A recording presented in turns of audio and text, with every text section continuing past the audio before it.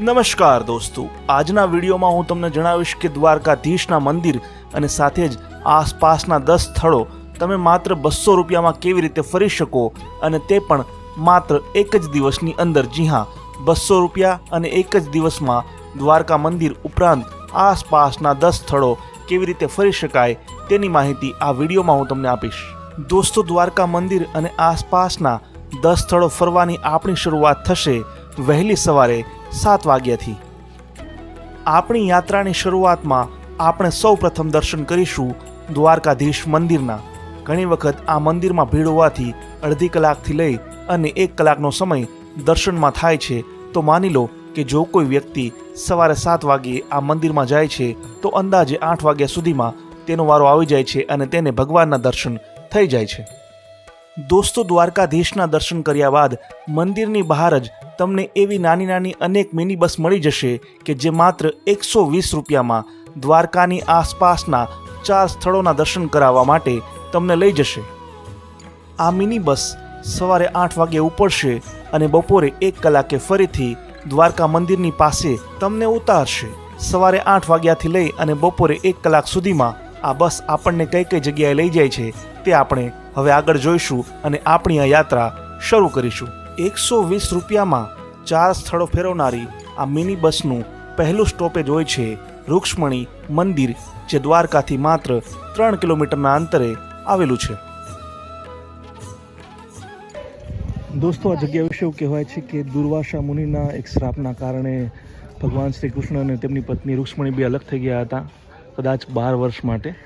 અને દ્વારકાધીશ જે છે તે દ્વારકામાં બિરાજ્યા, જ્યારે રૂક્ષ્મણીજી અહીંયા બિરાજ્યા 4 કિલોમીટર દૂર જંગલમાં। એવું કહેવાય છે કે આખા વિસ્તાર જે છે 19 કિલોમીટરના અંતરમાં ક્યાંય મીઠું પાણી નથી, ખારું પાણી છે દુર્વાસા મુનિના શ્રાપના કારણે।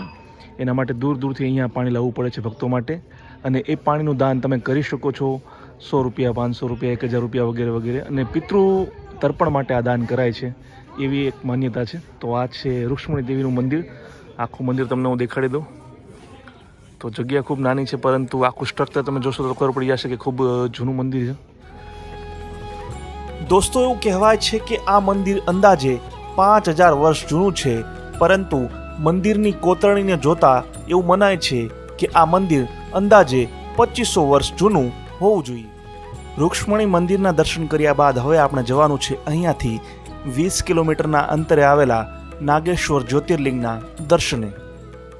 મેઇન તો આ જગ્યામાં 2 વસ્તુ જોવાની છે, એક તો આ લાલ કલરનું મંદિર નાગેશ્વર જ્યોતિર્લિંગ, અને બીજી આ શિવજીની પ્રતિમા। આ છે મેઇન ગેટ નાગેશ્વર મહાદેવનો। અત્યારે આપણે મંદિરની અંદર આવી ગયા છીએ। અહીંયાથી છે મંદિરમાં અંદર જવાનો રસ્તો, અને આ છે નાગેશ્વર જ્યોતિર્લિંગ। દોસ્તો, આ મંદિરમાં ભગવાન શંકરની પૂજા નાગ સ્વરૂપે કરાય છે, જ્યારે પાર્વતીની પૂજા નાગણ સ્વરૂપે કરાય છે, એટલા માટે જ આ જ્યોતિર્લિંગનું નામ છે શ્રી નાગેશ્વર મહાદેવ। તો દેશમાં જે 12 જ્યોતિર્લિંગ છે, જે પૈકી ગુજરાતમાં 2 છે, એક તો સોમનાથ છે પ્રસિદ્ધ, અને બીજું છે આ નાગેશ્વર મંદિર। ખૂબ જ સુંદર મંદિર છે, તમે હું તમને આખું પરિસર દેખાડું તો જુઓ, ઘણા બધા ભક્તો દર્શન કર્યા બાદ અહીંયા બેઠા છે। બહુ જ મસ્ત મંદિર, અહીંયા ચોક્કસ આવો।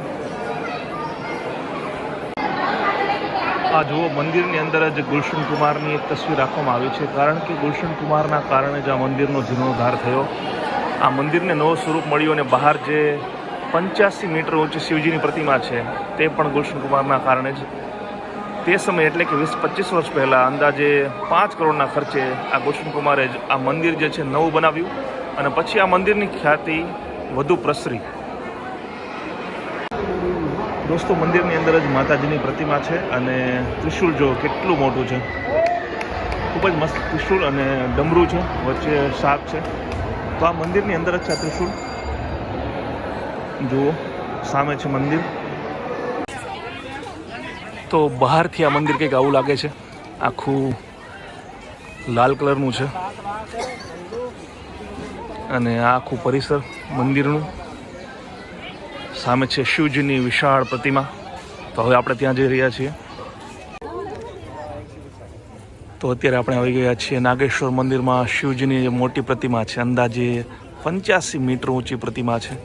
આ પ્રતિમાનું નિર્માણ ટી સિરીઝના માલિક ગુલશન કુમારે કરાવ્યું હતું, કે જેઓની હત્યા થઈ ગઈ આજથી 20-22 વર્ષ પહેલાં. કેટલી વિશાળ પ્રતિમા છે તેનો અંદાજો તમે ત્યાં નીચે ઊભેલા કેટલાક વ્યક્તિઓના આધારે લગાવી શકો છો. તેમની હાઈટ જુઓ અને આ શિવજીની હાઈટ જુઓ. બસ સામે જ છે મંદિર. નાગેશ્વર મંદિરના જ પરિસરમાં શનિદેવનું મંદિર પણ છે, તો તેના દર્શન પણ આપણે કરીશું. તો આ છે શનિ મહારાજ.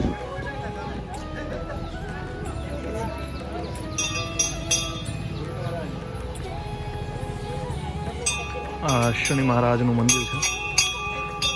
નાગેશ્વર મહાદેવના દર્શન કર્યા બાદ ફરીથી આપણે બસમાં બેસી જવાનું છે અને હવે અહીંયાથી 5 કિલોમીટરના અંતરે આવેલા ગોપી તળાવના દર્શને આપણે જવાનું છે. અત્યારે આપણે આવી ગયા છીએ ગોપીનાથ મંદિરના ગેટ પાસે. હવે આપણે આ ગેટમાં પ્રવેશ કરી અને મંદિરના દર્શન કરીશું, સાથે જ એ ગોપી તળાવ પણ જોઈશું અને આ જગ્યાનો ઇતિહાસ પણ હું તમને જણાવીશ. તો ચાલો આગળ વધીએ. મંદિરની બહાર એવું લખવામાં આવ્યું છે કે આ ગોપીનાથ મંદિર અને આખી જગ્યા 5000 કરતાં પણ વધુ વર્ષ જૂની છે. અહીંયા અર્જુન કુંડ છે, સાથે છે ગોપી તળાવ. તો ચાલો જઈએ. અહીંયા છે ગોપીનાથજીનું મુખ્ય મંદિર. દોસ્તો, આ મુખ્ય મંદિર છે ગોપી તળાવનું અને આ છે તેમના પૂજારી. શું નામ છે આપનું? સુનિલદાસ. સુનિલદાસજી, આ જગ્યાનો થોડો ઇતિહાસ અમારા દર્શકોને જણાવશો? અહીંયાથી 16,108 ગોપીઓ હતી ને કૃષ્ણ ભગવાનની, વૃંદાવનની ગોપીઓ અહીંયા કૃષ્ણ ભગવાનને દ્વારકાજીમાં મળવા માટે આવ્યા હતા. પછી જો પાછું જવાનું વૃંદાવન માટે થયું ને તો કૃષ્ણ ભગવાને એવી માયા રચાઈ કે અર્જુનજીને ભેગા મૂક્યા કે તમે ગોપીઓની રક્ષા કરતા વૃંદાવન મૂકી આવો. દ્વારકાથી આવતા આવતા તળાવ આવ્યું. તળાવમાં બધી ગોપીઓ સ્નાન કરવા માટે પડી. તો કૃષ્ણ ભગવાને એની હાથની હથેળીથી ભીલ લોકો ઉત્પન્ન કર્યા. કીધું તમે અર્જુનને ગોપીઓને તમે આ જગ્યા ઉપરથી લૂંટી આવો. તો અહીંયા ભીલ લોકોએ આવીને અર્જુનજીનું ધનુષ છીની લીધો હતો. જે ગોપીઓના વસ્ત્ર હતા, જે આભૂષણ હતા, બધું અહીંયા ભીલ લોકોએ લૂંટી લીધું હતું. ગોપીઓને ખબર પડી ગઈ કે આ કૃષ્ણ ભગવાનની કંઈક માયા રચાવી છે. તો ભગવાનને કૃષ્ણ ભગવાનને યાદ કર્યા. ભગવાનને આવીને ગોપીઓને કીધું તમને આ તળાવમાં મોક્ષ આપી દઉં. તો ગોપીઓ કીધું મોક્ષ લેવા માટે તો આમ પ્રભુ તૈયાર છે, કે આમાં નિશાની શું રહેશે, કામની યાદ કેમ કરશે કૃષ્ણ ભગવાનની કોઈ ગોપીઓ હતી. ભગવાને કીધું ગોપીઓની કે તમારી શરીરની માટી બની જશે, એને ગોપીચંદન કહેવાશે. આ તળાવની ખાસ વાત ઈ જ છે, ગોપીઓની શરીરની માટી નીકળે છે એને ગોપીચંદન કહેવામાં આવે છે. આ ગોપીનાથ ભગવાન છે. ગોપીઓના નાથ હતા એટલે કૃષ્ણ ભગવાન. અહીંયા જે અર્જુન કુંડ છે અહીંયા તળાવમાં છે, એનામાંથી ભગવાનની સ્વયંભૂ મૂર્તિ એનામાંથી નીકળેલી છે. આ અહીંયાના ગોપી તળાવના મેન દર્શન છે. જય ગોપીનાથ.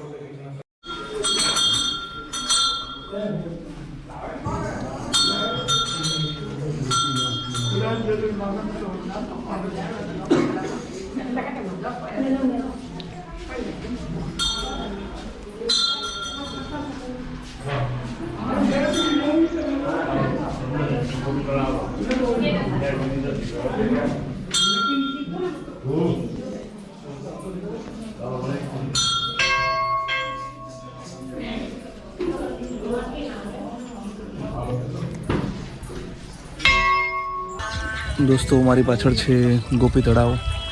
એવું કહેવાય છે કે આ જ જગ્યાએ ભગવાન કૃષ્ણએ જે અર્જુનનું અભિમાન હતું તે તોડ્યું હતું.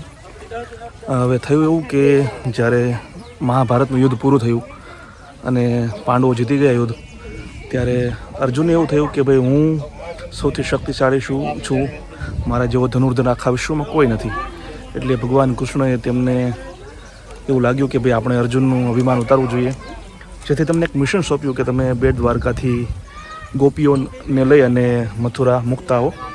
વચ્ચે આ જગ્યા આવી ગોપી તળાવ, કે જ્યાં કૃષ્ણએ લીલા કરી અને અર્જુનને લૂંટ્યો. ત્યારબાદ એક વાક્ય ખૂબ જ પ્રચલિત થયું કે સમય સમય બલવાન નહીં મનુષ્ય બલવાન, કાબે અર્જુન લૂંટ્યો વહી ધનુષ વહી બાણ. તો આ જગ્યાએ અર્જુન લૂંટાણો અને એનું જે અભિમાન હતું કે ભાઈ હું સૌથી ધનુર્ધર છું, સૌથી સુરવીર છું, તે આખું અભિમાન ચૂરચૂર થઈ ગયું. અને આ જે તળાવ છે એમાં ગોપીઓ સ્નાન કરી હતી, એટલે આ તળાવ ગોપી તળાવ નામથી ઓળખાયું. અને આ જગ્યાની માટી જે છે તે ગોપીચંદન તરીકે ઓળખાય છે. એવી માન્યતા છે કે આ માટીથી સુંદરતામાં વધારો થાય છે ચહેરા પર લગાડવાથી.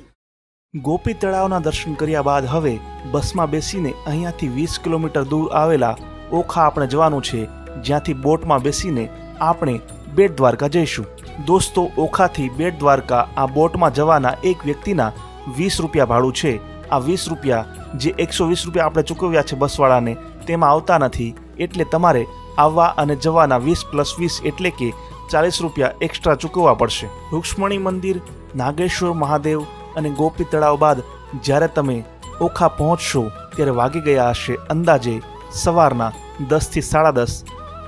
બોટમાં બેસીને બેટ દ્વારકા જઈ ભગવાન કૃષ્ણના મંદિરના દર્શન કરીને ફરીથી ઓખા આવવા માટે તમને અંદાજે 2 કલાકનો સમય આપવામાં આવશે. તમારે 12:30 વાગ્યા સુધીમાં ફરીથી ઓખા આવી જવાનું રહેશે. બેટ દ્વારકામાં ભગવાનના મંદિરના દર્શન કર્યા બાદ બપોરે 12:30 વાગે આપણે ફરીથી ઓખા આવી ગયા છીએ અને આ બસ આપણને લઈ જશે દ્વારકા સુધી. ઓખાથી દ્વારકાનું અંતર અંદાજે 30 મિનિટ થાય છે, પરંતુ તમારે દ્વારકા જવાનું નથી, પણ વચ્ચે શિવરાજપુર ગામ આવશે ત્યાં તમારે ઉતરી જવાનું છે, કારણ કે અહીંયા છે ગુજરાતનો સૌથી સારો બીચ એવો શિવરાજપુર બીચ. તમે લગભગ બપોરે 1 વાગ્યાથી લઈ અને 2 વાગ્યા સુધીમાં શિવરાજપુર બીચ પહોંચી જશો, જ્યાં અંદાજે 2 કલાક સુધી તમે બીચમાં ફરી શકો છો. અન્ય જે સ્પોર્ટ્સ એક્ટિવિટીઝ થતી હોય છે, વોટર એક્ટિવિટીઝ થતી હોય છે તે કરી શકો છો. સાંજે 4 વાગ્યા સુધીમાં તમારે જમી પણ લેવાનું છે અને આખો શિવરાજપુર બીચ ફરી પણ લેવાનો છે. સાંજે 4 વાગ્યા બાદ તમારે ફરીથી જવાનું છે દ્વારકા, જેનું અંતર થશે અંદાજે 20 થી 30 મિનિટ. શિવરાજપુર બીચથી દ્વારકા જવા માટે તમને કાં તો રિક્ષા મળી જશે અથવા તો બસ મળી જશે, જેનું ભાડું હશે ₹20. દ્વારકાના બસ સ્ટેશને ઉતર્યા બાદ ત્યાંથી તમારે રિક્ષા કરવાની છે અને ₹10માં રિક્ષામાં પહોંચી જવાનું છે દ્વારકાની નજીક જ આવેલા ભડકેશ્વર મહાદેવના દર્શને.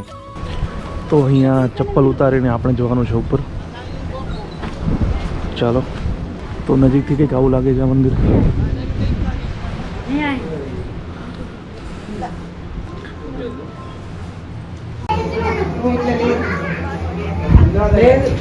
આ છે ભડકેશ્વર મહાદેવ. આ મંદિરની ધ્વજા કેસરી કલરની, અને જેવા તમે મહાદેવના દર્શન કરીને બહાર નીકળશો ત્યારે તમને જોવા મળશે આ સીધો દરિયો. આ બાજુ પણ દરિયો છે, આખો 3 બાજુ દરિયો છે તમે જુઓ, અને વચ્ચે છે આ મંદિર. એકદમ સરસ મજાની જગ્યા. આપણી સાથે છે અમિત ગિરી કે જેઓ આ જગ્યાના પૂજારી છે, તેઓ આપણને આ જગ્યાનો ઇતિહાસ જણાવશે. જય ભડકેશ્વર મહાદેવ.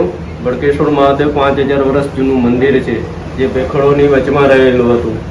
બધી ભેખડો ખરવા માંડી હતી, તો આ એક ભેખડ આવી ગઈ હતી, જે સ્વયંભૂ પ્રગટ થયેલ છે. આવવા જવા માટે કંઈ રસ્તા નહોતા, ગામનાઓ ભેગા થઈને કાચો રસ્તો બનાવ્યો હતો. આ બધું તો હમણાં છેલ્લા 5 વર્ષથી આવવા જવાના રસ્તાને બની ગયું છે. ત્યારથી બધા ભડકેશ્વર મહાદેવને આ દર્શનનો લાભ લે છે. અને ભડકેશ્વર મહાદેવ જે ભેખડ ઉપર બિરાજમાન છે, તે એટલા માટે તેનું નામ ભડકેશ્વર મહાદેવ રાખેલ છે. અચ્છા, તો આ 5000 વર્ષ જૂનું છે, તો કોઈ વેદો પુરાણોમાં પણ આનો ઉલ્લેખ હશે કદાચ? જગતગુરુ શંકરાચાર્ય દ્વારકાધીશે સાથે પૂજા કરેલ છે. તો હવે તમને અંદાજ આવી ગયો હશે. આપણે ત્યાંથી આવ્યા હતા, સીડી ઉતરી અને આ બાજુથી, અને થોડું ઉપર ચડવાનું છે. ત્યાં દેખાશે તમને આ મંદિર. ભડકેશ્વર મહાદેવના દર્શન કર્યા બાદ ફરીથી એક રિક્ષા કરીને ₹10માં પહોંચી જવાનું છે દ્વારકાધીશ મંદિરની એકદમ પાસે. દ્વારકાધીશ મંદિરના દર્શન તો આપણે સવારે જ કરી લીધા હતા. હવે હું તમને લઈ જઈશ એવી 3 જગ્યાએ કે જે દ્વારકાધીશ મંદિરની આસપાસ જ આવેલી છે અને જ્યાં જવા માટે તમારે એક પણ રૂપિયો ચૂકવવાનો નથી. માત્ર ચાલતા ચાલતા આ 3 જગ્યાઓ જોવા જવાની છે. જેમાંથી પહેલી જગ્યા છે દ્વારકા મંદિરની પાછળ જ આવેલો ગોમતી ઘાટ.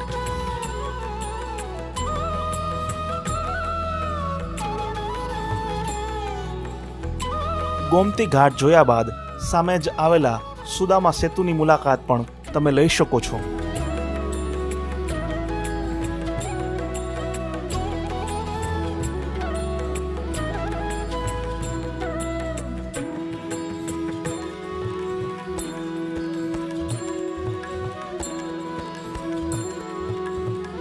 સુદામા સેતુથી ચાલતા ચાલતા તમે થોડા આગળ જશો દરિયા કિનારે એટલે તમને દેખાશે દ્વારકાનો બીચ.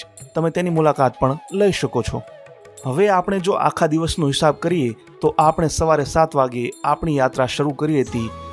દ્વારકાધીશ મંદિરના દર્શન માટે તમારે કોઈ ચાર્જ ચૂકવવાનો હોતો નથી, પણ ત્યારબાદ મિની બસમાં 4 જગ્યા ફરવા માટે તમારે એક વ્યક્તિ દીઠ ₹120 આપવાનો હોય છે. આ ઉપરાંત ઓખાથી બેટ દ્વારકા જવાના અને પાછા આવવાના એક વ્યક્તિ દીઠ 20 + 20 એટલે કે 40 રૂપિયા થશે. આ ઉપરાંત શિવરાજપુર બીચથી પરત દ્વારકા આવવા માટે તમારે રિક્ષાવાળાને 20 રૂપિયા આપવા પડશે અને સાથે જ દ્વારકાથી ભડકેશ્વર જવાના અને ભડકેશ્વર મહાદેવથી રિટર્ન દ્વારકા આવવાના પણ 10 + 10 એટલે કે એક વ્યક્તિના 20 રૂપિયા થશે.